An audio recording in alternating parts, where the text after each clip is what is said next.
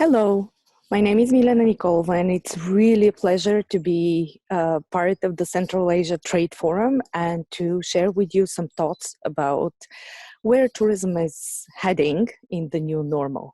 I will particularly focus on how traveler behaviors are changing and what that means for us as an industry.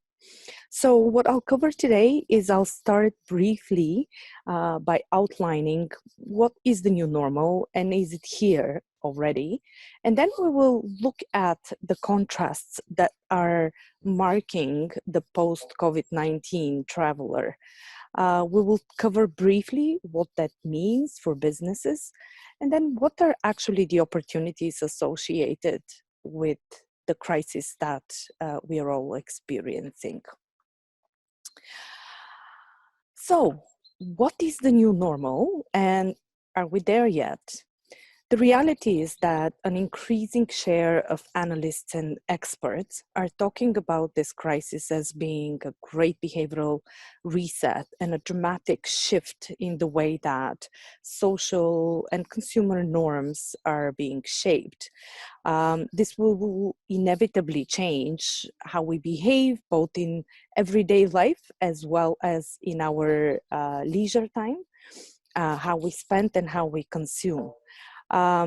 It has already done a lot to turn our travel industry as well as a lot of our associated industries upside down. But it's important to realize that this is still not over yet. And the reality is that as we're seeing, the crisis dynamics are continuing and experts and observers continue to claim that we are still months away from the new normal. That said, the environment in which we are currently existing and operating has already changed, so it's worth talking about that. Particularly, we need to be using this time in order to prepare for the new post-COVID traveler. And I describe that traveler as a consumer of contrasts. Here's why. The first characteristic of post-COVID-19 traveler behavior is that we will be working with a traveler who has strong desire to indulge.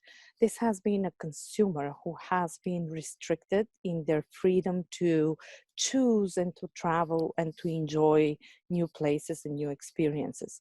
So we need to expect travelers to be ready to pack and travel unrestricted the moment that border and other administrative restrictions are lifted.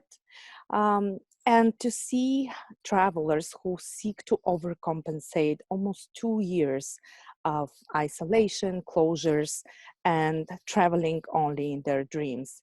At the same time, we have to be realistic about the fact that this will also be a traveler who will be safety obsessed.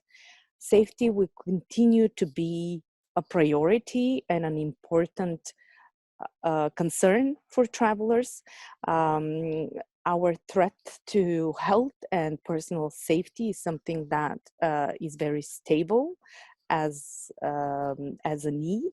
So clients will continue to be very cautious about hygiene, to treat safety discipline as really a signal for reliability of service providers and companies in the industry.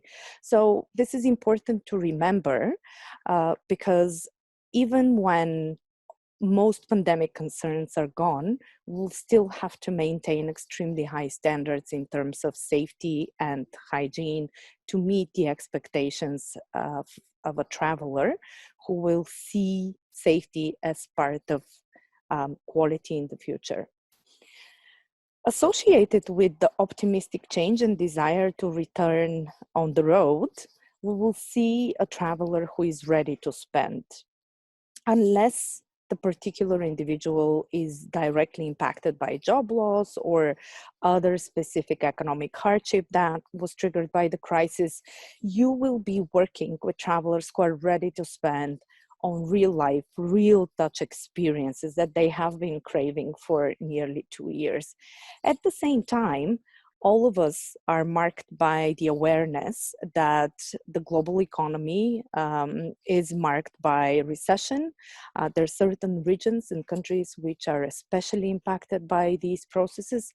So all consumers, even the ones who are directly unimpacted by this, become a little bit more conscious about the value, about the benefits that they're really getting in exchange for their spend. So what this means for us as businesses operating in the travel industry is that we have to be much more savvy in communicating the value of what we offer, and making sure that it relates to our clients. The third contrast, which I wanted to cover as part of the discussion on the post-COVID-19 traveler behavior, is the craving for social. As a result of the dynamics all of us were living in, and the fact that we as human beings thrive on social interaction and relationships, we will see a traveler who is eager to engage, to talk, to connect. So what we can do as players in this market reality, is to actually pay special attention to this aspect and adjust our offerings in a way that leaves a little bit from and create a favorable stage for conversations and for moment of togetherness. At the same time, the fear from crowds, which was triggered by the current crisis, is going to remain. So your clients' minds will continue to be very concerned about connecting or being in contact with large groups of people they don't know. So in the future, we're going to continue to see growing demand for smaller group experiences which are in environments where there's no risk of crowding, and where we cannot by accident walking to a space where there's too much people that represent a threat.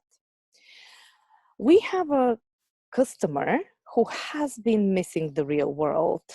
A lot of you and colleagues from other destinations have been using virtual experiences to offer some escape from the boring and fearsome reality of lockdowns and a pandemic.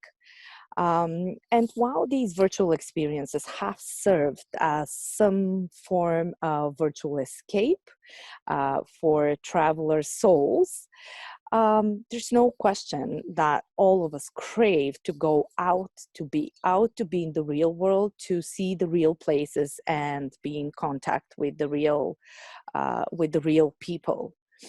Of course, by going back, we will see travelers who enjoy being in the real setting, but who also look for ways to experience spaces and new people through contactless experiences.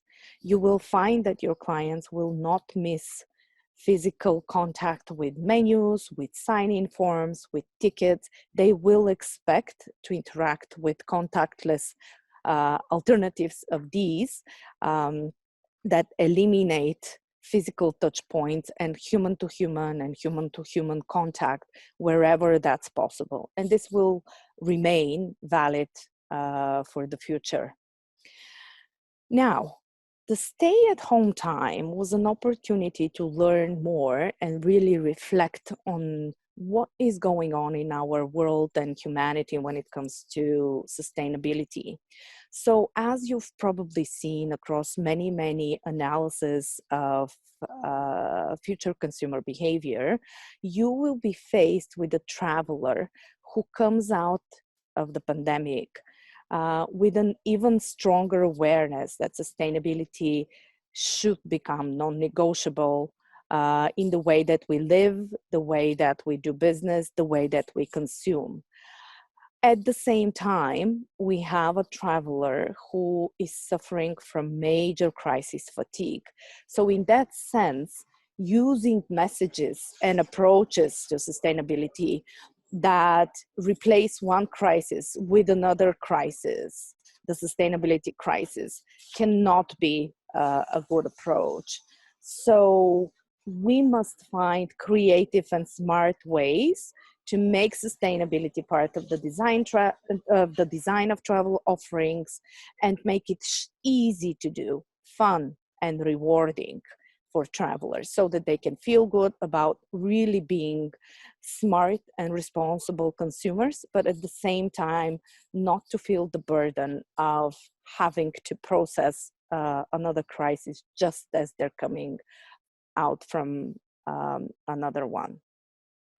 Now, what is the silver lining in this crisis and the disruption that we have been experiencing?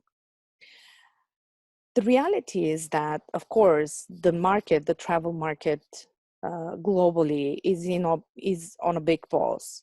And this has placed a monstrous burden on our resources, our resilience. But there's one thing that we have that we didn't have when things were running normally, and that's time. And the great thing about this is that we can use this time as an opportunity to innovate, to reinvent, and change the way that we operate, so that we can align with the new traveler expectations, but also find ways to become more resilient to future crises, more connected to the planet and people that are at the core of travel experiences, and more impactful and rewarding as businesses.